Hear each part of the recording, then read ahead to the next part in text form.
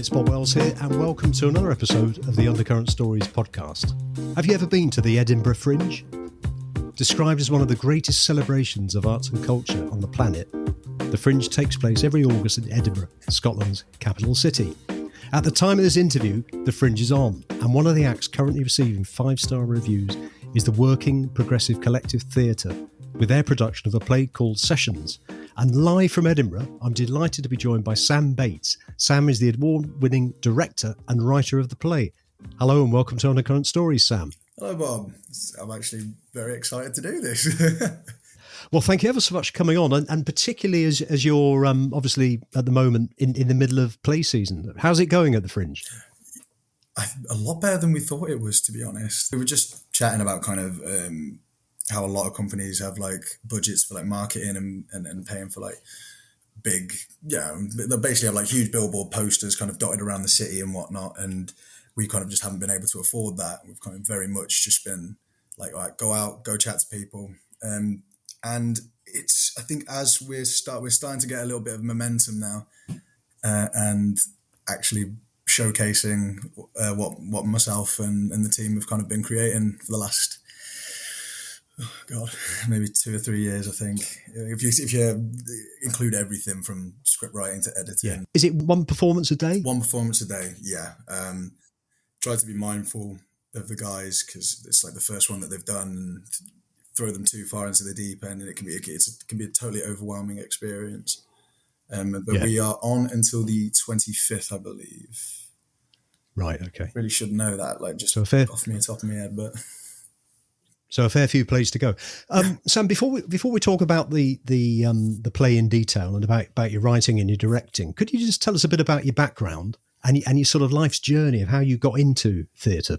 We come from a very, very working class background. We lived in like terrace housing in Nuneaton for the first 8 or 9 years of his life. My dad has been a labourer his entire life. He's been a bouncer, postman, and now he like works in utilities on site. And my mum's always been like care worker, NHS, nursing as well. Now she's a radiologist assistant. But like it was quite a tough upbringing in this kind of, we were very much expected boys would be boys and, show no fear. And I used to get anxious about playing a football game. And so like there was this kind of like in my mind as a kid growing up, like, oh God, I'm kind of not a man because I'm feeling these things that I'm being told I shouldn't. And so, kind of growing up, I always had a bit of a reputation for being quite like not violent, just good at fighting, I guess. And you could stick up for yourself. Yeah, and I think I've tried to do that most of my life. Don't get me wrong, but I kind of had this expectation upon me, so kind of growing up, we started casual, the usual kind of down the park drinking kids and running around and until kind of like, so we, drinking, so drugs started to come involved with that as well. I was struggling with my own, I was undiagnosed at the time. So like I had all these kind of very, very dark and depressive thoughts that were kind of like swimming around in my head. And I couldn't, for the life of me, figure it out, work it out, or I didn't feel like I could talk to anyone like properly. Usually the only times that we do end up like getting a bit sentimental or getting a bit emotional is like after having a drink or after doing God knows what, and then we start to like kind of let this barrier down, and then we kind of wake up in the morning a little bit like, oh shit, I shouldn't have, oh God, I don't want to talk about that. And so I think, so at the age of 16, it was the first time I kind of got into trouble with the police for assaulting a lad who was my age. And my dad was present at the time, and they basically got him on a account of a joint enterprise. So even though I attacked the kid and I hit him, he ended up basically taking a section of that, like guilty by association kind of thing. So he'd provoked you, had he? Yeah, we had guys. It's like a lot. So it was in August. We had like a results day party in somewhere in the town, and I think they told everyone it was A-level results. So we all got served. So we were all 15, 16 years old, running around drinking and doing God knows what else. And a friend of mine was racially attacked. He's a Sikh lad, and he was attacked by these two people who were quite like known for kind of with younger lads, like, you know, they pick on lads a few years younger than them, because obviously, you know, there's a drastic difference between a 16-year-old and an 18-year-old. Like those 2 years can be quite a gap to bridge in terms of like physical development. Yeah. And I took it upon myself to maybe dish out a little bit of vigilante justice in that sense. And so I kind of got into this big scuffle, and I think my dad was there. We were literally about to leave. And so like a few lads like kind of pull us out of this like group of six, and dad's kind of leading us away, and someone like attacked him from behind, kind of hit him in the back and broke his jaw actually. And it was like one of the first times where like a lot of my dad's stories kind of were like proved to me there and then. Like I watched him get whacked and then kicked in the head, and he just stood up.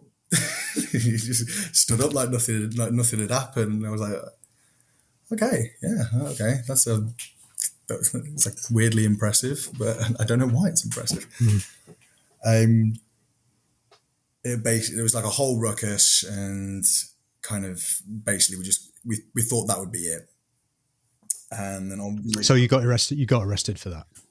So this was kind of like a precursor to it. So the person that attacked my dad was like this person's brother, and we ended up having words and, you know, social media spats and all that kind of. I look back and you're like, gee Christ, if I'd never said anything or like this and that, what ifs. So one day, finally, do end up meeting face to face in the street, and yeah, I threw one punch at him, and it burst. It like kind of like cut his lip open, and that took it to a GBH because it was now grievous bodily harm. If it hadn't been cut, it would have just been ABH. And yeah, so my dad ended up serving a little bit of time for that, and I think there were like during these years, I think between the ages of like 16 to 21, I think I was just desperately lost, and it was weird because I kind of romanticized my isolation a little bit, you know, young, brooding, mysterious man, but ultimately it's just a very, very dull existence, really. I think it served me no positives whatsoever. No. Were you in education or working at the time? I was in both. I think I was just going into college, and I think, I was quite a smart kid. In GCSEs, I think I got 13 GCSEs at A star to C. And I was quite an intellectual kid. I was good at sports, and then this kind of happened, and like my interest in kind of what is the point when when like life shows you it's not fair, it's not really like that, and yeah, fell more and more into like drinking, smoking, staying out into like the small hours of the morning and whatnot, even if it was just by myself. Like I just didn't really feel like I fit or had a place to belong. And then a year later I got into trouble because I think I assaulted someone in a drunken state. I think I like literally drank like a whole bottle of whiskey to myself and was just like I was 17, sorry. I was 17 years old at this point, and I woke up in a cell. I couldn't really remember what had happened, but I my dad at this point hadn't gone away. He was very much like, oh, but well, he said this, and you were defending. And I remember breaking, like crying in front of the interviewer, and kind of just saying like, no, actually, like that was like this person has not done anything wrong whatsoever. So it's just hands up and plead guilty. Oh, right. And so from there and that progress, I was put, so I'd already done like a year in the youth justice system. And I'd worked with a few people who, don't get me wrong, like, yeah, they were lovely people who like really did want to help. But sometimes it felt a little bit too systematic, a little too surgical for me at the time. The kind of the first couple of people, it felt very like, how does that make you feel? Not stereotypically like that, but like it was on that kind of premise, I guess, and that kind of experience. So what you're saying is it didn't sound authentic. The questions weren't authentic. No, you could tell that they cared, like, and they wanted to help. Yeah. But I feel like especially a lot of like young people in kind of like these systems often feel like that no one understands, and how could they if they hadn't lived my life? And obviously with age you gain perspective and retrospective, and you can kind of look back and be a bit like, no, kind of a lot of people do know this. It's just we don't really talk about it enough. So the second time I got put with this guy, I believe his name was David Morris, and he just completely changed my opinion on what like masculinity could be and what it was to be a man. I remember kind of like one of the first real conversations where I was like, oh shit, okay. We were talking about my dad and the fact that he was in prison. And he was kind of like, well, that must make you feel sad, and reluctantly kind of was like, yeah, it does upset me. And he just told me that was okay, and that was normal, and that you can feel that way. It makes no less. What, instead of having to cover it up. Exactly. And he did it in such a way as well, like he was speaking in a language that like connected with me. So it was very much like, all right, kid, how's it going? And I was like, oh, okay, hang on a second. Like, this is kind of a language that I can understand. And he was like this tracky sporting, hoodie wearing, Air Max repping, like just a really, really sound bloke. Yeah. And yeah, I think I was incredibly fortunate to be caught in that caught at that point, because I think it was very close. I think it was if I'd like committed the second offence like 2 months later, I would have gone to prison because I would have been 18 and I'd have been tried as an adult, not a juvenile. And so it kind of like real fine margins, really. When I actually look back at it, it could have been very, very easy for me to just become a number in the system. But yeah, so kind of like through him, I ended up working with a charity called A Call to Men UK, which I think is disbanded now, which is a shame because I really believed in kind of the work that they were doing, which was. Sorry, could you just repeat the name of that charity again, please? It was they were called A Call to Men UK. When I first joined them, I think they kind of rebranded, but ultimately I think they've now dissolved.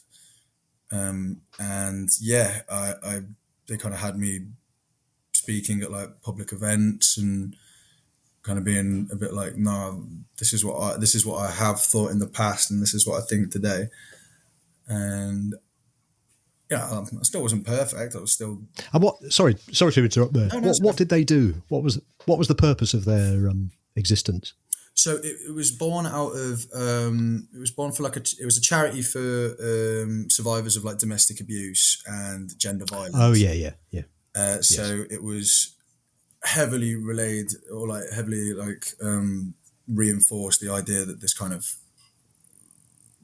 plague that is like haunting our society is that we are not teaching young boys and men like healthy masculinity, which not only like benefits themselves, but also benefits all the people around them. If Yeah. I've been unfortunate to kind of like, hear and see so much on the news with kind of, Sarah Everett. There's a guy who was in my year called Megan Newborough who was murdered by a partner of theirs. I think it was about 3 years ago now. And it again gave me another platform to actually take apart my own identity and kind of think about how I relate to these kind of things, and how I almost like perpetuate that with just like in terms of,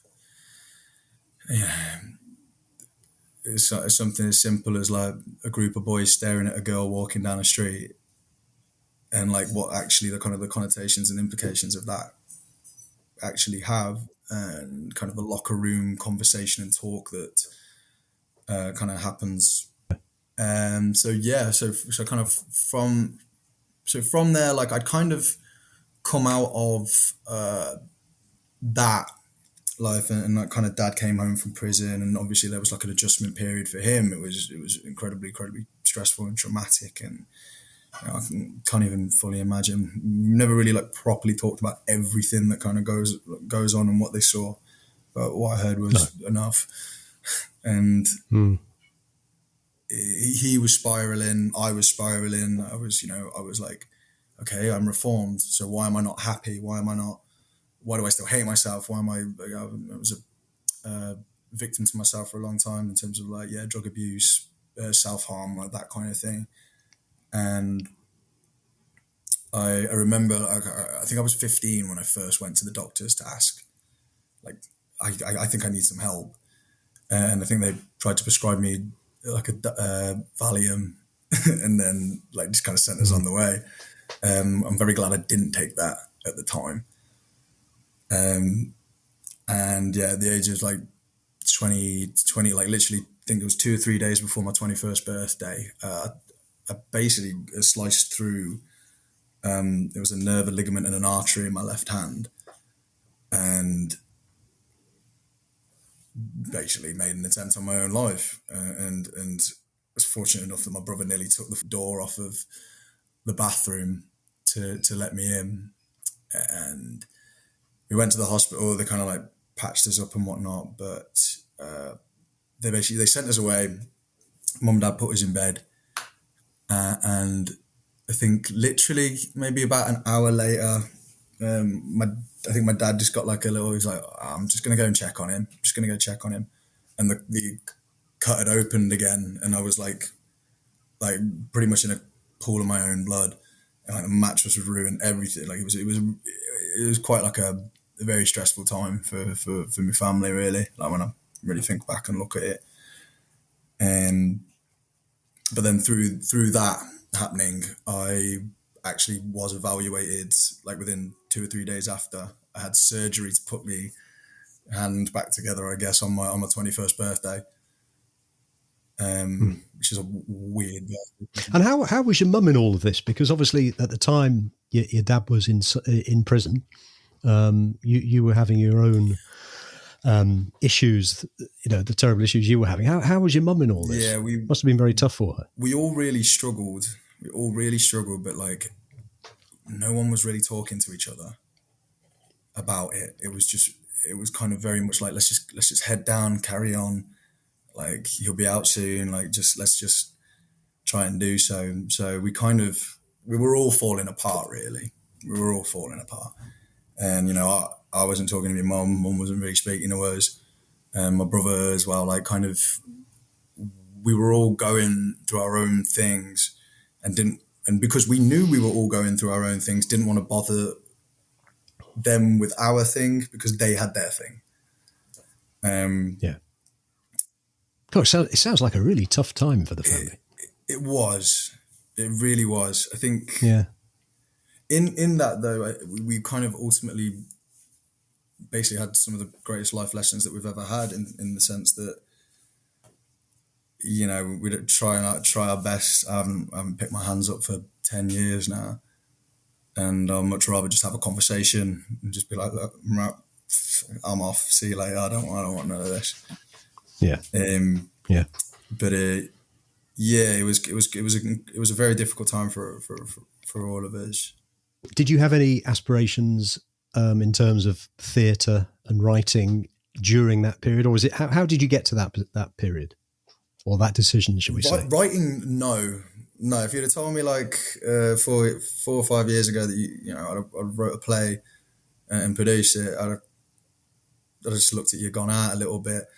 I think I was all right at English, but like I was whenever we did like a creative writing task, it was always marked down because I didn't use this writing technique and I didn't use the best grammar, and sometimes I'll spell phonetically because that's the way I want it to sound, rather than it being like open for interpretation kind of thing. I'll be a little bit more ham-fisted with it. And I kind of like got involved with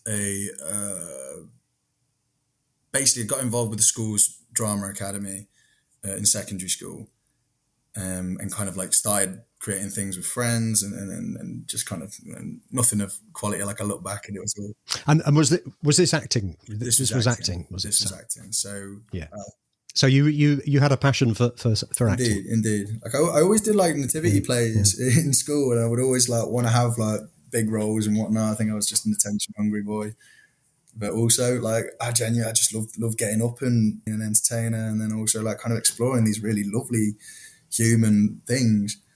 And then I think during college I got involved with a company in my hometown, which kind of like gave me loads of opportunities, like amateur level, but we did like Lord of the Flies, we did like Shakespeare's, Train Spotting, Clockwork Orange. We did all these like bizarre and out there productions.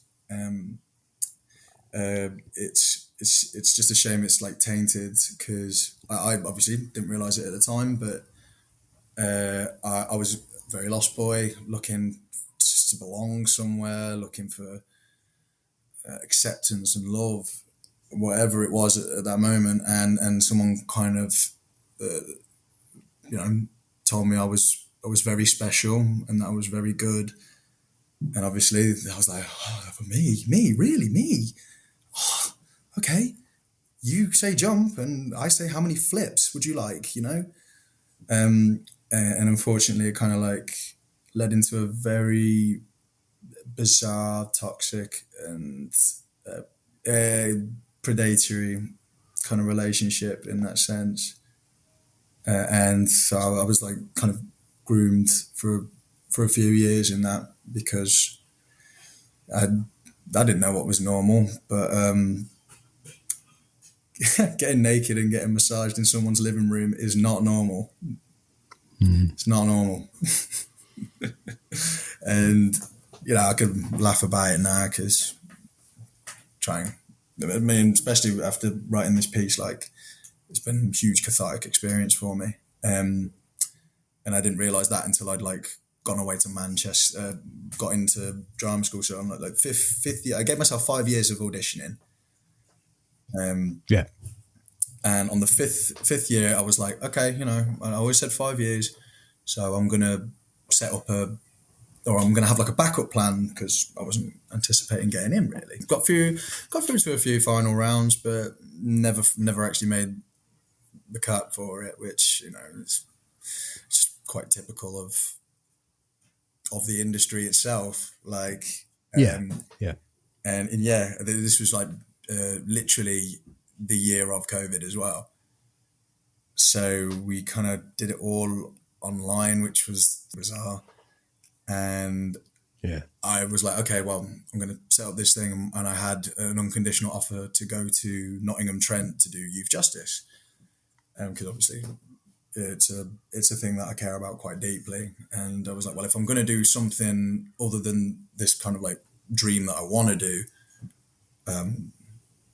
that's going to be the one. At what point did you get to when you thought, actually, I want to write a play now and I want to start a theatre company? I think like I've been writing for about 5 or 6 years now. Like I've wrote quite a few things, but like I've never actually shown them to anyone out of like just sheer nervousness, I guess. I never really used to think that I'd be able to ever write my name, let alone a play.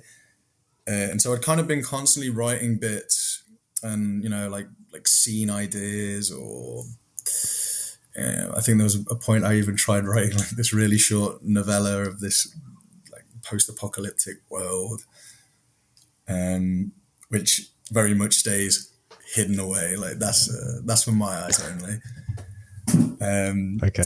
And I kind of realized, so after I moved to Manchester, I think I'd done like maybe like the first draft of this piece, and I kind of realized why I was writing it, because I'd kind of like come out of a toxic environment, and like started to actually really think about the effects of what was happening around me, and kind of how that is, people were looking at me like when I was that age, like, that kid's lost. That kid is lost.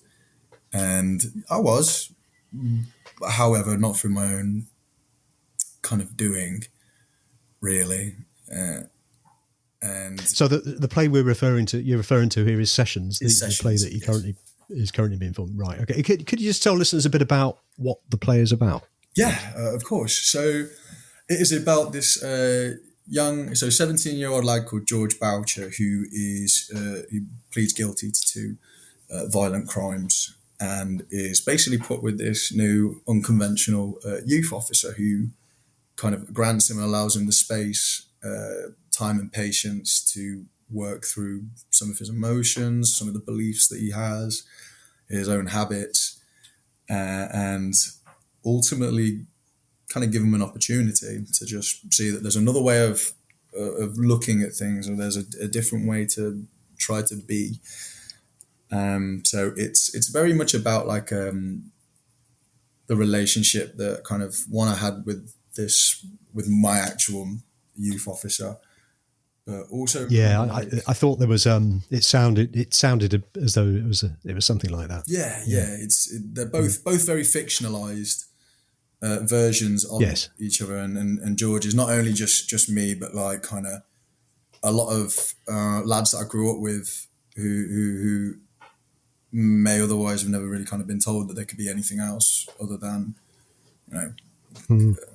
for lack of a more respectful term, like cannon fodder, warehouse, that kind of thing. And not that there's anything bad about these jobs. I've worked many of them, but there is that kind of you almost don't have the right to want to achieve anything more than that. You are what you are. By the end of the play, and when people have watched your play, what do you want them to take away? I would like them to take away hopefully like a new perspective, or like maybe a reservation in like first opinions of people. So, we kind of look at this like hoodlum gang culture as like, oh God, what's happening here? What's this? What's that? But like, it's like they got nothing better to do, these degenerates. And you're like, well, actually, the three things that kind of like are the most reoccurrent factors of why young kids are in the justice system is poverty, abuse, and drugs. But drugs can also be a symptom of the other two, but also kind of is its own problem as well. Yeah. So I guess for a lot of people, the subject matter is quite challenging, isn't it? Because you're actually sort of asking people to question themselves. Yeah.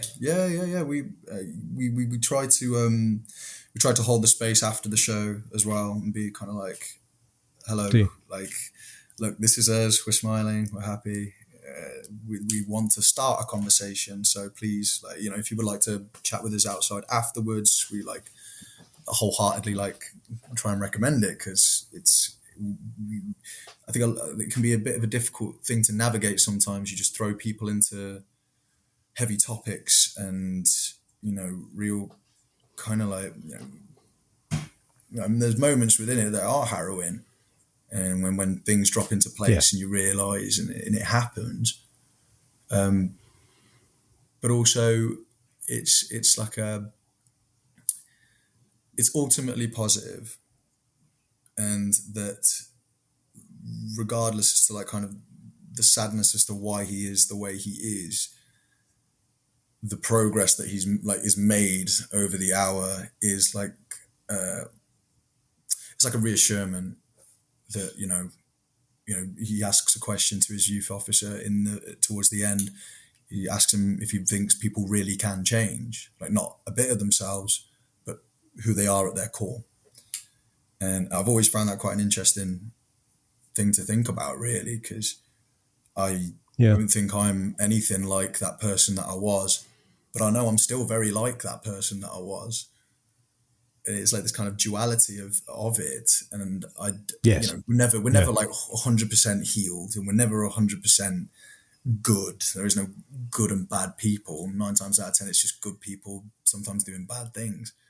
And you mentioned there about you quite encourage the audience to have conversations with you guys afterwards. Mm-hmm. So I'm interested in the reaction. I mean, I mentioned earlier on about it sounds as though it's quite a challenge to watch, but needless to say, it's still positive and uplifting. Do you think the majority of people that you speak to after the play get it? Yeah. We've had like quite sometimes overwhelming response, and like from different people as well. We've had like social workers, care workers. There was a guy who had been in youth justice before, and there was also a young lady who had been a victim of abuse, and kind of like she kind of bless them. They came up to us and asked for like if they could give us a hug. I said of course, and we both like had a little cry, and so I was like, come and have a sit down with us, and like let's just talk about it before we kind of go off into the chaos that is the Edinburgh Fringe sometimes. And yes, it was, even though she hadn't experienced my life and specifically the things that I've had, we could still connect. We never spoke about the abuse, or we never spoke about the circumstances of our lives. We just kind of understood. We understood. There was that level of understanding, and it was a really, really beautiful moment. And obviously it's very serious subject matter. Are there comedic moments as well? Is there any comedy involved? Yeah, there is. There's a joke in it that I absolutely love. I loved writing it. And I was like, you think you're shit hot, and you're like, that's it. That's the one right there. I think 2 people have laughed at it over 20 performances. Well, obviously we won't do it because of spoilers, but yeah. So and the actors, the actual production company itself. I mean that's another thing, isn't it? To that you've achieved to actually set up a production company. Yeah. How difficult was it to get it together? Oh gosh, if I said it was easy, I'd be lying. It was difficult in terms of because of my like. The experience of like the grooming with a theatre director, it made me immediately immediately just distrust folks. So like I was put on a back burner for a little while, and I'm kind of like constantly kind of like, I wonder what do you want? So I kind of spent like the first couple of years at drama school, like kind of trying to suss people out and trying to be a bit like, okay, I like this person, and kind of we kind of had the team together before we even started, before the company was even a consideration. We did it for my dissertation, and we got really, really lovely feedback, and we kind of like, as soon as we did it, we were like, guys, do you want to do this? Like, next year. And I was very, very humbled because both of them were just immediately like pretty much pull my arm off the socket, shaking my hand like, we'll absolutely do it. So it's been, I think the weirdest thing for me has been going from like a me against the world feeling to having like a group of people who all believe in the project as well. And it took me a long time to kind of like get that around my head, because I was just like, oh God, now there's so many more people to let down kind of thing. And it took a long time. We're also all based in different parts of the UK. I had to move back from Manchester because I just couldn't afford to. I was working 2 jobs in a pub and doing like cleaning in A&E in Tameside and Gloucester Hospital, which I loved. I absolutely loved that job. It was arguably one of my favourite ones. It was so rewarding, and also like, I don't know, and there was something quite nice about making someone laugh who's sitting in A&E. You know, just kind of being a bit of a goose, running around and. Well, I suppose with your acting, it kind of goes an like ideal that, opportunity to perform, yes. which is nice, isn't it? And tell us about the 2 actors as well. Have they had similar experiences to you, in terms of background? Do they? Yeah. So we're so the 2 lads are from Adam Halcrow is from Wolverhampton, and Nathaniel Benjamin Israel is from Nottingham. Both working class lads, both seen a lot of boys that they knew kind of lose themselves to different things and end up in that same place in the correctional system. Yeah. And we did quite a lot of like sit down R&D work, whereas like by R&D I kind of meant like more, I was like, let's tailor these characters to the people that we are, rather than kind of like... Sorry, R&D to me is research and development. Is that what you're referring to, or is it? Yeah. Right. Okay. Yeah. But we kind of like started to explore the characters a lot more and kind of change. Like my kind of goal with this script is for someone in Scotland to want to put it on and then change the lingo and change the jargon, change the accent. Yeah. Because the story itself is universal. It's just... Yes. It's, it can be spoken in different languages and dialects and colloquial terms and all that. Absolutely. Yeah. Like and I noticed on the website. Sorry, I noticed on the website for the theatre company, you've also got a youth theatre going as well. Yes. Is that an inspiration possibly to spread the word to a younger generation who perhaps may be having teen difficulties? Is it sort of your way of sort of helping younger people? I hope so. Yeah, I really hope so. I think I don't. Well, I've kind of got a bit of an idea of what I'd be up to if I wasn't kind of in the theatre and like really pursuing and chasing something that I really, really, really love. Just social services cuts, youth clubs, all these kind of like things that were kind of available to us maybe 10, 14 years ago. Youth clubs is a very interesting one. I found a conversation with one of my friends a few weeks ago, and I was saying, I went to a couple of youth clubs when I was younger. They were every. I mean, this is a long time. This is in the 1970s. It was a church youth club. It wasn't. You didn't have to be religious. It was just a way of meeting girls and listening to music. But they seem. I don't know whether they seem to be around anymore. It was great. I think I think it's been a real sign of the times in terms of like these kind of things that the amount of like councils just in the Midlands alone that are bankrupt, and the first things to go are your social services, youth services, and mental health services. And so now you have there's this new generation of young people with nowhere to go, nothing to do.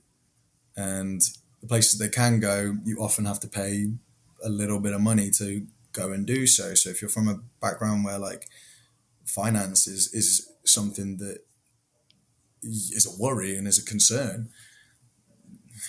15 quid outings, like it's difficult. What was it? I think someone put, it was like someone read a tweet earlier. It was like, £15 for a cinema ticket and £12 for popcorn and and a drink. So you're already spending a fair bit of money just to go and do something such as go and watch a film with friends. Yeah. And so, yeah, I'd like to think that this can be an opportunity where it's like, again, arts being, the amount of arts that have been axed from like curriculum and like just in the schools is shocking and alarming. I noticed that you got the best new writing award awarded by the Buxton Fringe Committee. How did you feel about that? I think Stacey, my partner and producer, I think she had to push me out of my chair to get up and get it.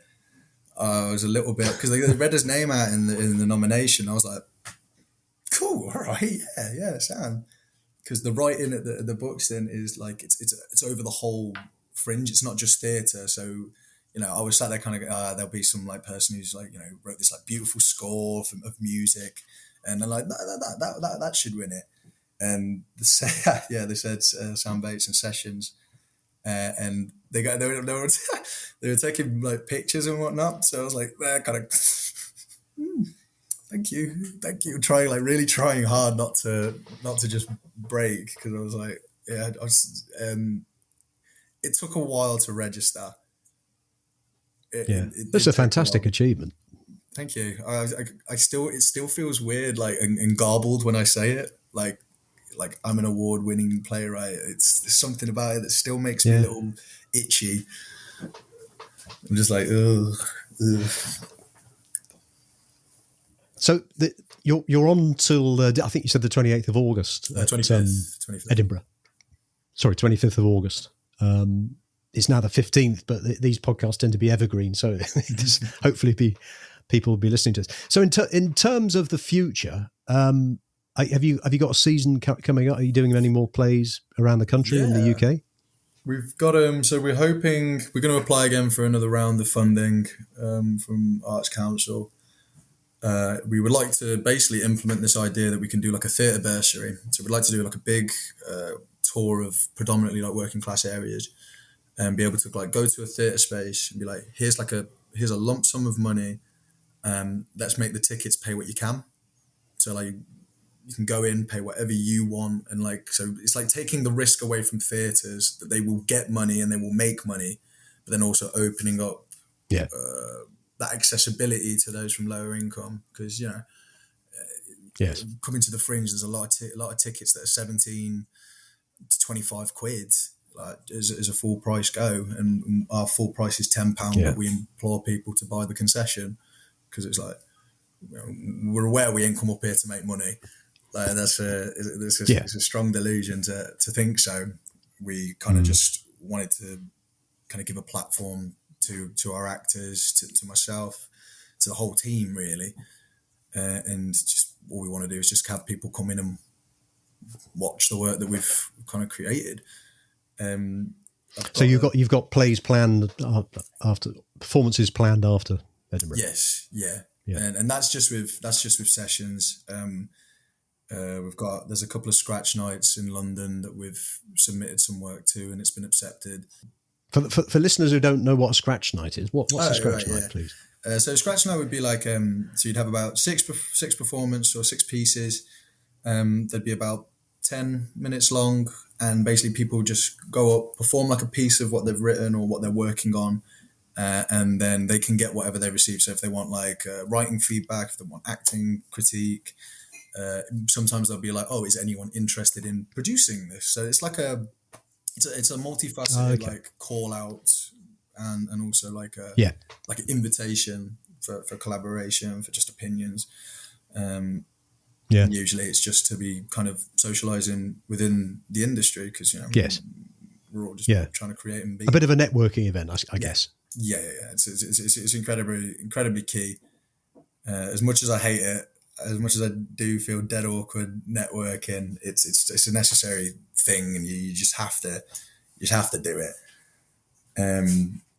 And we've kind of like, I've got a conversation with a theatre in London that we perform with. They would like us to produce the next piece of work, whatever it is, with them.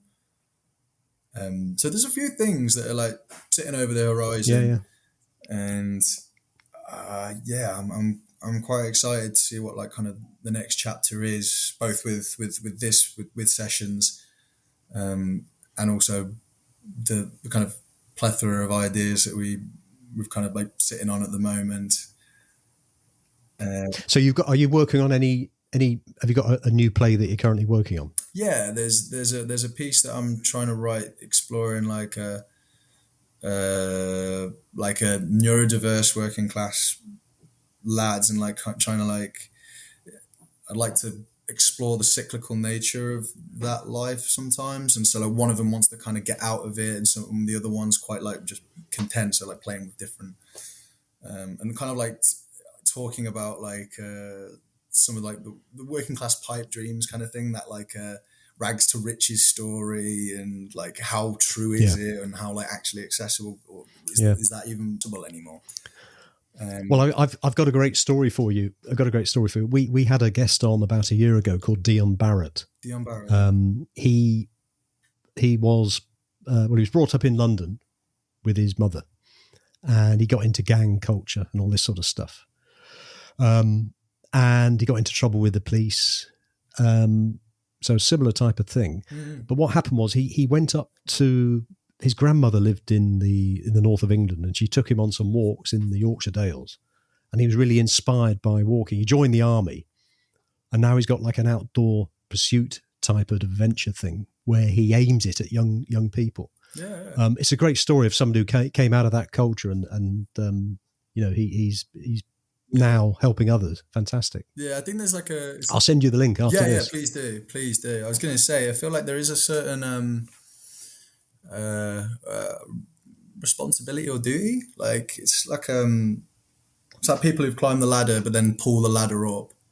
It's like it's just not beneficial for anyone. Like, they would like to try to invest heavily within community, like community interaction and giving back to people. And like we've got like ideas to write a few pieces with like charities when we actually get round to opening up a conversation with people for it.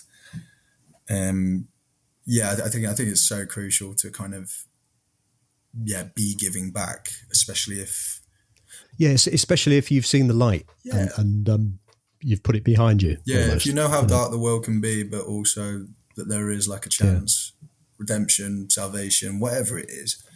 We're all looking for something, and as long as we keep working towards. Sam, what advice would you give any listeners who are interested in entering a career in the theatre, either acting or writing? Oh God, am I the best person to be giving advice? That's a good question. What was that? Don't. I'd say resilience. Resilience is very, very key. I think a lot of people will have a lot of opinions, and everyone will, and everyone does.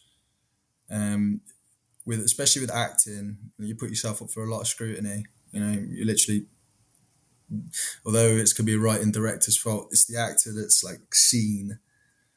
And I'd encourage resilience and a lot of like well-being. Like look after yourself. You have power as an actor to say no and call out bad practices.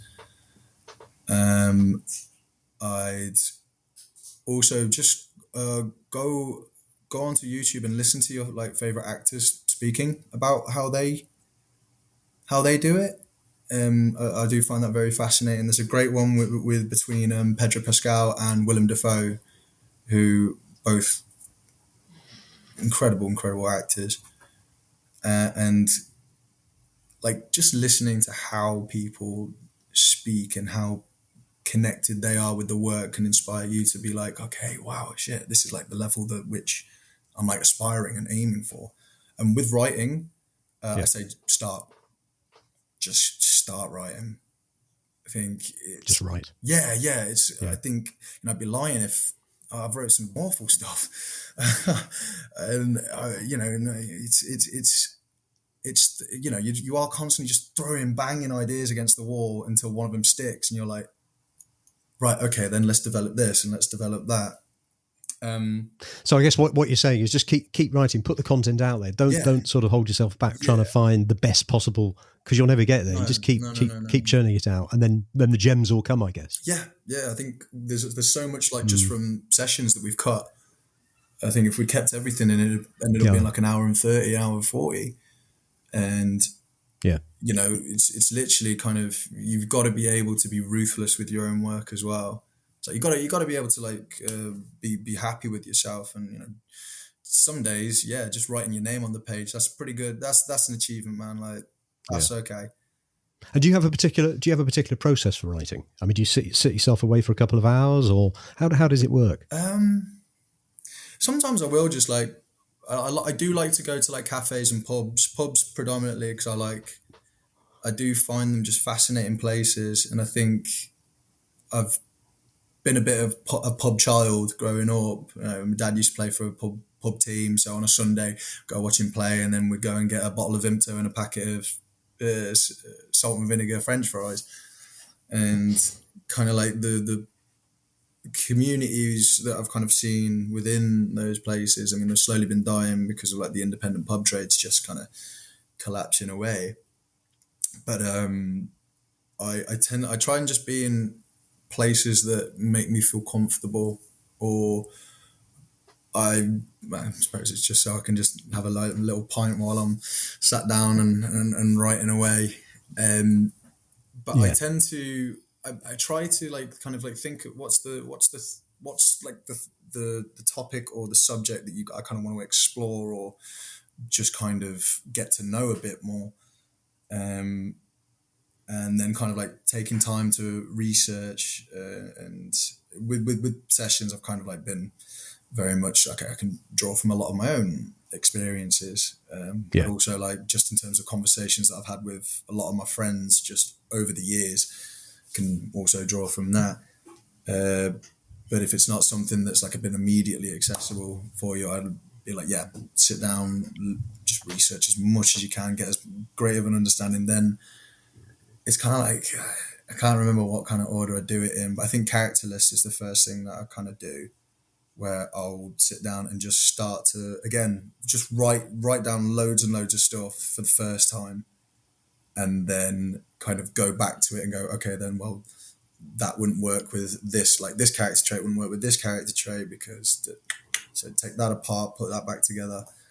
And it kind of like, we'll get to about like 20 pages of stuff before I even wrote scene one, or like the stage directions for how it should look. And also kind of like, you know, interlinking character web. So what's everyone's relationship? Who knows what about who? That's quite a fun thing to like play around with. It's like, who knows what, and who so who knows what, and what is one person trying to keep away from another, and how that kind of like plays into. That's an interesting one, isn't it? Kind of like plays into like I never thought of that.